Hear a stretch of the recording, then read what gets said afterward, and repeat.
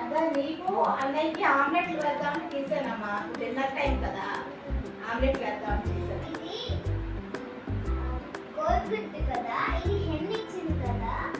అవును, కోడిగుడ్డే హన్నిచ్చింది.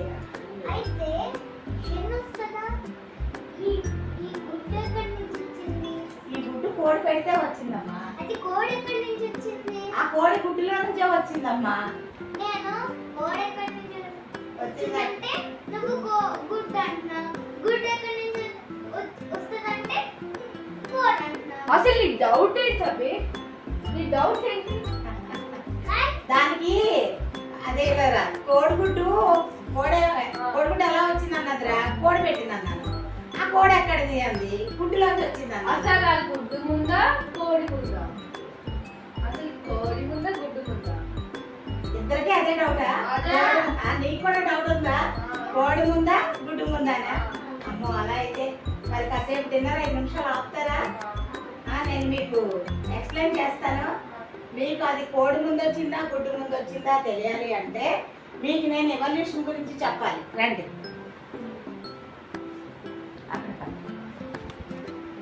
ఇంతకీ కోడి ముందా గుడ్డు ముందా ఇద్దరికి డౌట్ ఉన్నది కదా.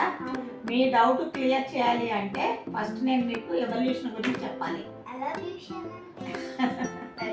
ఎలవ్యూషన్ కాదే, ఇవాల్యూషన్. అమ్మమ్మ మేము లెసన్స్ లో నేర్చుకున్న ఎవల్యూషన్ ఇదేనా? అంటే 6th క్లాస్ స్టాండర్డ్ కి ఎవల్యూషన్ కొంచెం షార్ట్ గా ఉంటదమ్మా, డీప్ గా ఉండదు. నెక్స్ట్ ఇయర్ నువ్వు ఇంకా డీప్ గా చదువుతావు. ఇప్పుడు నేను ఎక్స్ప్లెయిన్ చేస్తాను. నేను ఎవల్యూషన్ అంటే జనరేషన్ ఆఫ్టర్ జనరేషన్ జీవులు అంటే ఆర్గానిజమ్స్ డెవలప్ అవుతూ ఉంటాయి. ఎందుకు డెవలప్ అవుతాయి అంటే వాటి లోపల జెనెటికల్ చేంజెస్ జరుగుతుంటాయి అన్నమాట. ఎవ్రీ టైము యాజ్లా ఈ ఆర్గానిజమ్స్ అన్ని ఇంత పెద్ద పెద్ద ఆర్గానిజమ్స్ ఒకసారి ఈ జీవులన్నీ కోళ్ళు, ఈ మేకలు, ఈ ఆవులు అవన్నీ పుట్టుకొచ్చేయలేదు. ఫస్ట్ సింగిల్ సెల్ ప్రారంభమైంది. ఈ లైఫ్ అంతా కూడా సింగిల్ సెల్తో స్టార్ట్ అయ్యి అలా అలా అలా ఆ సింగిల్ సెల్ నుంచి డెవలప్మెంట్ వచ్చి మెనీ సెల్స్ వచ్చి మెనీ సెల్స్ నుంచి మల్టీ సెల్యులర్ ఆర్గానిజమ్స్ వచ్చి అక్కడ నుంచి అలా అలా పెద్దవి పుట్టుకుని వచ్చాయి అనమాట.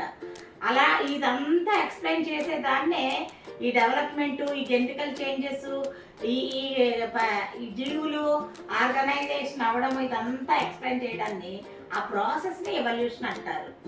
చార్లెస్ డార్విన్ ఉన్నాడు కదా, ఆ చార్లెస్ డార్విన్ ఎవరు? Father of evolution, the father of theory of evolution Charles Darwin అని చెప్తారు అనమాట. ఆయన బాగా ఎవల్యూషన్ గురించి ఎక్స్ప్లెయిన్ చేశాడు.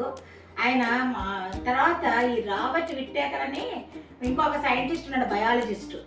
ఆయన ఈ జీవుల గురించి, ఆర్గనైజేషన్ గురించి ఇదంతా మొత్తం ఈ యానిమల్స్, బర్డ్స్, ఈ స్మాలెస్ట్ ఆర్గానిజమ్స్, మల్టీ ఆర్గానిజమ్స్, ఇవన్నీ కూడా మల్టీ సెల్యులర్ ఆర్గానిజమ్స్, వీటన్నింటినీ స్టడీ చేసి రీసెర్చ్ చేసి మొత్తం ఈ జీవులన్నీ అంటే ఆర్గానిజమ్స్ అని, ప్రపంచంలో ఆర్గానిజమ్స్ అన్నీ వాటి లక్షణాలను బట్టి, వాటి స్ట్రక్చర్స్ని బట్టి అతను 5 కింగ్డమ్స్గా విడదీశాడు. 5 కింగ్డమ్స్గా వాటిని విభజించి ఆ 5 కింగ్డమ్స్లోని వీటిలన్నింటినీ కూర్చాడు అనమాట. ఆ 5 కింగ్డమ్స్ ఏంటంటే నేను చెప్తాను. మనకి ఇక్కడ ముఖ్యంగా కావాల్సింది ఏంటంటే యానిమల్స్ గురించి, కోడి గురించి కదా. ఒక్కసారి మామూలుగా బ్రీఫ్గా, పూర్తిగా కాదు అంటే డీటెయిల్గా నేను చెప్పను, చాలా టైం పట్టేస్తుంది. మీకు తర్వాత ఎప్పుడైనా చెప్తాను. ఇప్పుడు మనకు కావాల్సిన పాయింట్స్ కొంచెం బ్రీఫ్గా చెప్పేస్తానే.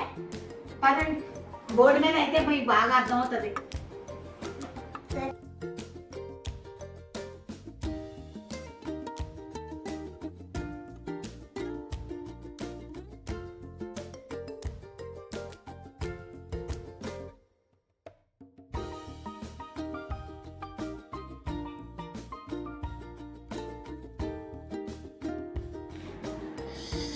స్టార్ట్.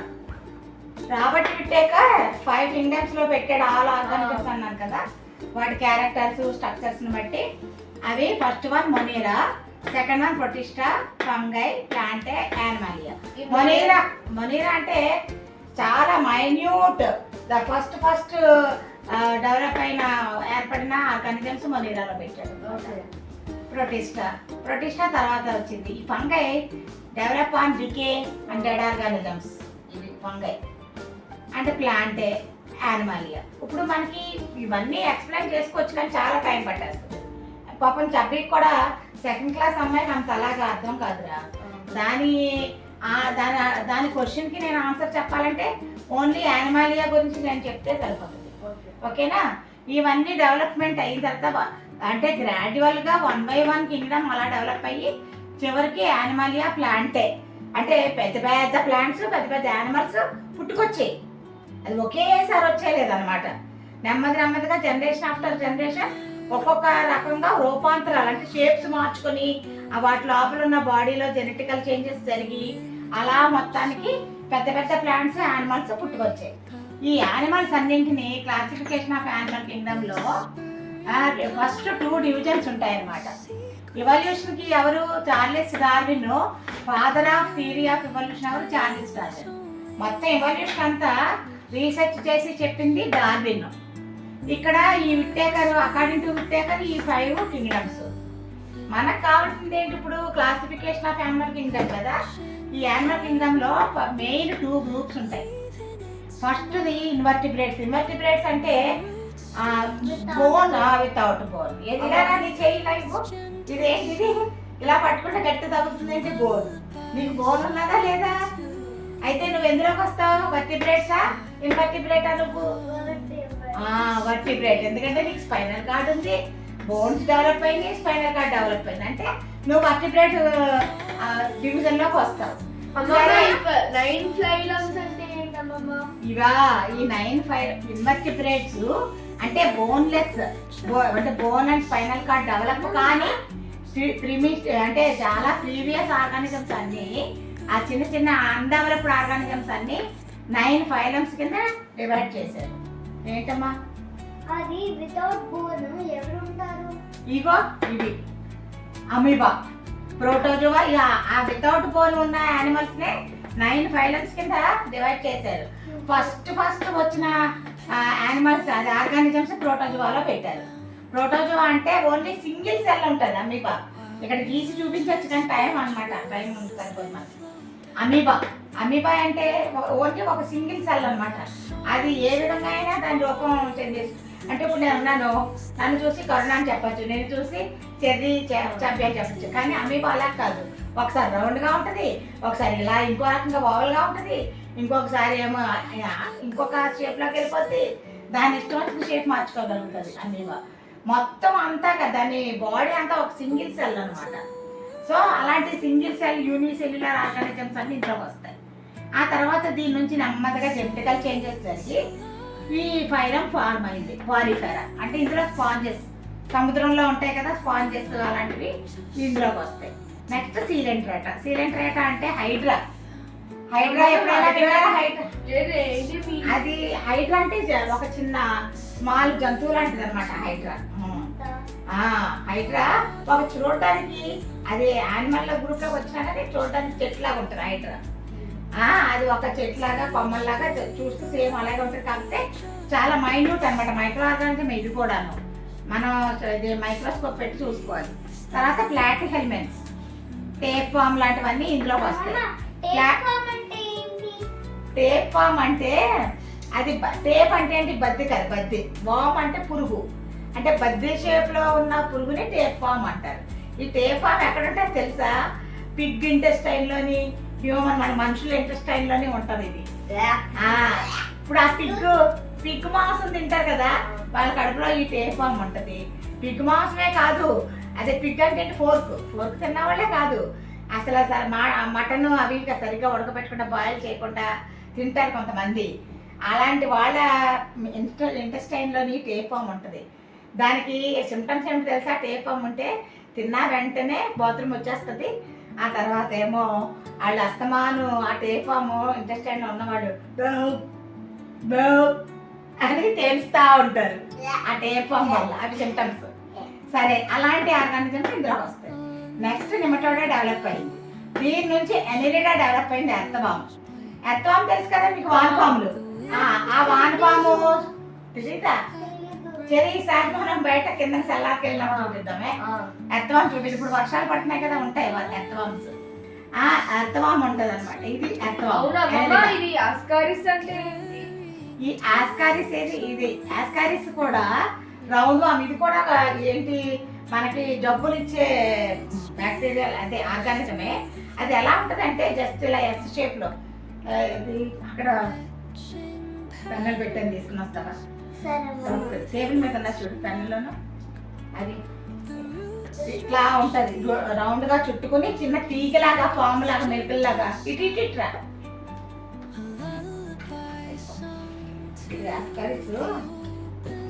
ఎలా ఉంటుందిరా, ఎలా తిరుగుతుంది, ఇలా చిన్న తీగలాగా దారాలు అంటే ఎలా ఉంటది ఆ టైప్ లో ఉంటది ఆస్కారిస్.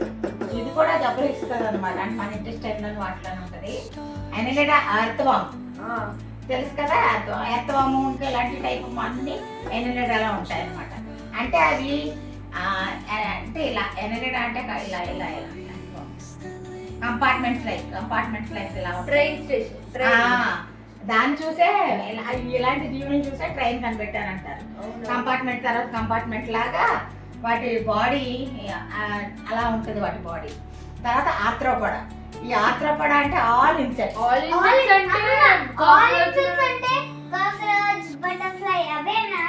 కాక్రోచ్, బటర్ఫ్లై, ఇంకా హనీబీ, ఇవన్నీ కూడా ఆర్థ్రోపోడాలోకి వస్తాయి. Next mollusca. మొలస్కా అంటే నత్తగుల్లలు, స్నేహిలు, యూనియో, వాల్వ్స్, ముచ్చపు చెప్పులు, ఇవన్నీ కూడా నత్తగుల్లలు, ఇవన్నీ కూడా శంఖాలు ఉంటాయి కదా, శంఖం ఊతారు, అవన్నీ ఇందులో మొలస్కాలోకి వస్తాయి. నెక్స్ట్ ఎకెనోడెర్మేటా. స్టార్ ఫిష్ తెలుసు కదా మీకు, స్టార్ ఫిష్ ఎట్లా ఉంటుంది, సముద్రంలో ఉంటుంది స్టార్ ఫిష్. ఆ స్టార్ ఫిష్ ఎకెనోడెర్మేటాలా ఉంటుంది అనమాట. ఇది అంటే ఎకెనోడెర్మేటా ఫైలం కి స్టార్ ఫిష్ ఎగ్జాంపుల్ అనమాట. ఇవన్నీ ఫైలమ్స్, వీటికి ఎగ్జాంపుల్ జస్ట్ ఇలాంటి జీవులు ఉంటాయని ఒక్కొక్క ఎగ్జాంపుల్ చెప్పాను. సరే, ఇంతకీ ఇప్పుడు మనం వర్టిబ్రేట్స్ లోకి వద్దాం. ఇవన్నీ బోన్ అవి డెవలప్ కాని జంతువులు, బాగా ప్రిమిటివ్ జంతువులు, అంటే ఆర్గానిజమ్స్, జీవులు. జంతువులు అనకూడదు, జీవులు ఆర్గానిజమ్స్ అన్నారు. ఇవి వర్టిబ్రేట్స్. ఈ వర్టిబ్రేట్స్ అన్ని కూడా 5 క్లాసెస్ గా డివైడ్ అయినాయి. First class amphibians. Amphibians, spices, reptiles, birds, mammals. Spices అంటే ఏంటమ్మా? ఫిషెస్ అమ్మా. స్పైసెస్ అంటే ఫిషెస్. యాంఫిబియన్స్ అంటే ఫ్రాగ్, ఎగ్జాంపుల్ ఫ్రాగ్. యాంఫిబియన్స్ అంటే అంటే టూ రకాల, అంటే రెండు రకాల లైఫ్ ని లీడ్ చేసేవి యాంఫిబియన్స్ అంటారు. అంటే ఫ్రాగ్ ఏం చేస్తుంది, నీళ్ళలోనే ఉండగలదు, భూమి మీద ఉంటుంది కదా. అలాగే టార్టాయిల్స్ అంతే, టర్టిల్ కూడా భూమి మీద ఉండగలదు, నీళ్ళలోని. అలాంటి వాటిని యాంఫిబియన్స్ అంటారు. Next spices, all fishes. Reptiles అంటే స్నేక్, క్రాకడైల్, ఇవన్నీ రెప్టైల్స్ లోకి వస్తాయి, విష జంతువులన్నీ. బర్డ్స్, ఇక్కడ వచ్చింది ఇప్పుడు మీ టాపిక్. బర్డ్స్ అంటే ఆల్ బర్డ్స్. ఇప్పుడు యాంఫిబియన్స్ నుంచి కొంచెం రూపాంతరం చెంది డెవలప్మెంట్ వచ్చి ఫిషెస్ డెవలప్ అయ్యి, ఈ ఫిషెస్లో కొన్ని రకరకాల మోడిఫికేషన్స్ వచ్చి, మోడిఫికేషన్స్ అంటే రూపాలు మారడం అనమాట. ఆ ఫిషెస్లోంచి రెప్టైల్స్ వచ్చాయి. ఈ రెప్టైల్స్ రెప్టైల్స్ అంటే ఇలా పొడవుగా ఇలాగా స్నేక్ లాగా ఇలా ఉంటాయి కదా, స్నేక్ అలాగే స్నేక్ లాగా ఉండేది కుదించి బర్డ్స్ లాగా తయారైనాయి అనమాట. బాడీ స్ట్రక్చర్ మారి బర్డ్స్ పుట్టుకొచ్చినాయి. ఈ బర్డ్స్ తర్వాత మ్యామల్స్ అనమాట. ఈ మ్యామల్స్ అంటే బర్డ్స్ అంటే ఇక్కడ వరకు కూడా, బర్డ్స్ వరకు కూడా యాంఫిబియన్స్, స్పైసెస్, రెప్టైల్స్, బర్డ్స్ అన్నీ కూడా గుడ్లు పెడతాయి. ఎగ్స్ పెట్టి ఎగ్స్లోంచి మళ్ళీ అవి ఈ ఆర్గానిజమ్స్ వస్తాయి. ఎగ్స్లోంచి హ్యాచరీ చేసి హ్యాచింగ్ అవుతుంది. అంటే మదర్ హ్యాచ్ చేస్తే, స్పైసెస్ అయితే అలా కాదు, అవి గుడ్లు ఎక్కడ పడితే అక్కడ వదిలేస్తాయి. ఆటోమేటిక్గా అందులో చేప పిల్లలు వచ్చేస్తాయి, వాటర్లో గుడ్లు పెట్టేసి పోతాయి ఫిషెస్. అయితే యాంఫిబియన్స్ ఫ్రాగ్ తెలుసు కదా, ఆకుల మీద గుడ్లు పెడుతుంది. అది మళ్ళీ చిన్నపిల్లలు ట్యాడ్పోల్ లార్వా, అది మళ్ళీ ఫ్రాగ్గా డెవలప్ అవుతుంది, అలా ఉంటుంది. రెప్టైల్స్ కూడా గుడ్లే పెడతాయి, స్నేక్స్ అలాంటివి. బర్డ్స్ కూడా గుడ్లు, ఇక్కడ వరకు కూడా గుడ్లు పెడతాయి. కాబట్టి పెడతాయి అంటే ఇవన్నీ కూడా వాటి సంతతి, వాటి పిల్లల్ని ఎలా పెంచుకుంటాయి? Through eggs, laying eggs. These all for they lay eggs and they develop their సంతతి. అంటే డెవలప్ దేర్ సంతతి అంటే చెప్పు their organisms they develop their young ones. Okay అమ్మమ్మ మ్యామల్స్ అంటే ఉండు ర్యాట్ చేస్తుంది. అదే చెప్తున్నాను. ఇప్పుడు మ్యామల్స్కి ఎగ్జాంపుల్ ఏంటి? ర్యాట్ నుంచి హ్యూమన్ బీయింగ్ వరకు మనం కూడా మ్యామల్సే. ఎక్కడి నుంచి మ్యామల్స్ అంటారు? ర్యాట్ ఏం చేస్తుంది? గుడ్లు పెట్టదు, పిల్లల్ని డైరెక్ట్గా పెడుతుంది. ఎవరైతే without laying eggs they can give directly birth to the young ones, those all called mammals. అంటే గుడ్లు పెట్టకుండా డైరెక్ట్గా పిల్లల్ని కనే వాటిలన్నింటినీ మ్యామల్స్ అంటారు. అంటే పిల్లల్ని కని వాటికి మెమరీ గ్లాండ్స్ ఉంటాయి, ఆ మెమరీ గ్లాండ్స్ నుంచి పాలు వస్తాయి. పిల్లల్ని కని పిల్లలకి పాలు ఇచ్చి పెంచుతాయి. అలాంటివన్నీ కూడా మ్యామల్స్. మీకు తెలిసిన కొన్ని మ్యామల్స్ చెప్పండి. పిల్లల్ని పెట్టేవి కొన్ని జంతువులు మన చుట్టూ ఉన్న డొమెస్టిక్ చెప్పరా? Okay yes very good. Cow, horse, goat, హెన్న పిల్ల పెడుతుందా? ఇప్పుడు వచ్చిందంతా టాపిక్ దాని గురించే కదరా. హెన్న ఏం పెడుతుంది? గుడ్డు పెడుతుంది. ఎక్కడ వస్తుంది హెన్న? ఇందులో వస్తుంది, బర్డ్స్ లో వస్తుంది. హెన్న ఎక్కడ వస్తుంది? ఈ బర్డ్స్ గ్రూప్ లో వస్తుంది హెన్న. అర్థమైందా? ఇది గుడ్డు పెడుతుంది, ఎగ్. It Lay's egg. అంటే మిగతా వాటిలాగే ఎగ్ పెడుతుంది. ఈ ఎగ్ మళ్ళా హ్యాచింగ్ చేసి, ఈ హెన్ దీన్ని హ్యాచింగ్ చేసి మళ్ళా హెన్ వస్తుంది మదర్. ఓకే ఇక్కడ ఇది వదిలేస్తారు మ్యామల్స్, మనకి ఇక్కడ బర్డ్స్. ఈ రెప్టైల్స్ నెమ్మదిగా మోడిఫికేషన్స్ చెంది బర్డ్స్ వచ్చినాయి కదా. ఈ బర్డ్స్ లోనే ఫస్ట్ ముందు అవన్నీ కూడా మ్యామల్స్. అంటే చెప్తున్నాను కదా, ర్యాట్ నుంచి హ్యూమన్ బీయింగ్ వరకు మ్యామల్స్. ఈ బర్డ్స్ మాత్రం they lay eggs and they hatch the eggs. Hatching అంటే ఏంటి? తల్లి కోడి హెన్ను ఎగ్ మీద కూర్చుని దాన్ని పొదిగితే అప్పుడు మళ్ళీ ఒక్కొక్క ఈచ్ ఎగ్లోంచి మళ్ళీ కోడి పిల్ల బయటకు వస్తుంది. పిచ్చుకలు, కాకులు, కోళ్ళు, నెమళ్ళు, పావురాలు ఇవన్నీ కూడా ఇలాగే గుడ్లు హ్యాచింగ్ చేస్తేనే గుడ్లు ఒక్కొక్క గుడ్లోంచి మళ్ళీ పిల్ల బయటకు వచ్చి అవి పెద్దవయ్యి మళ్ళీ అవి గుడ్లు పెడతాయి అన్నమాట. అర్థమైందా?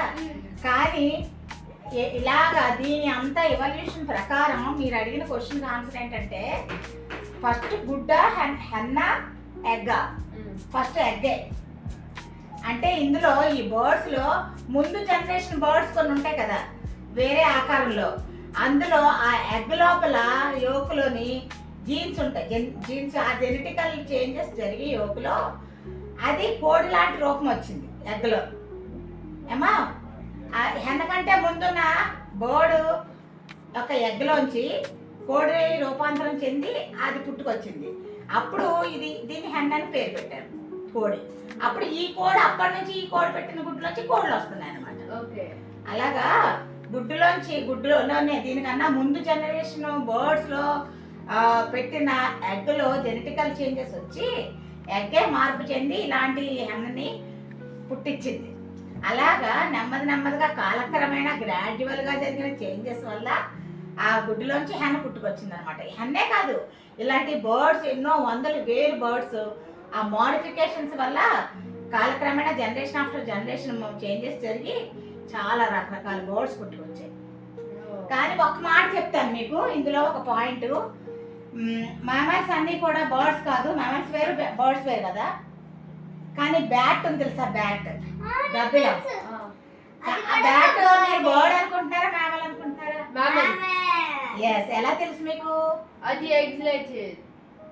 అందుకనే అది బ్యాట్ ఒక్కటి మాత్రం బర్డ్ లాగే ఉంటది కానీ ఎగురుతుంది. కానీ అది it comes under mammals group, bat, Gabbilam. Okay, ఇప్పుడు నీకు అర్థమైందా? ఎవల్యూషన్లో ఈ జీవులన్నీ కూడా మాడిఫై చెంది అలా మాడిఫై చెంది ఆఖరికి ఇలాగా బర్డ్స్ పుట్టుకొచ్చే హెన్లోంచి అదే ఫస్ట్ ఎగ్లోంచే హెన్ వచ్చింది అనమాట. కాబట్టి ఇప్పుడు మీ క్వశ్చన్కి నేను చెప్తున్నాను కరెక్ట్గా, గుడ్డే ముందు వచ్చింది, తర్వాత కోడి వచ్చింది. ఏమ్మా? ఆ తర్వాత మ్యామల్స్ వచ్చారు. మనం ఎక్కడి నుంచి వచ్చాం తెలుసా? కోతిలో నుండే పుట్టాం. ఫస్ట్ మనకన్నా ముందు జనరేషన్లో ఏమున్నాయి తెలుసా? మంకీలో కొన్ని చేంజెస్ జరిగి మంకీలో ఉన్న టెయిల్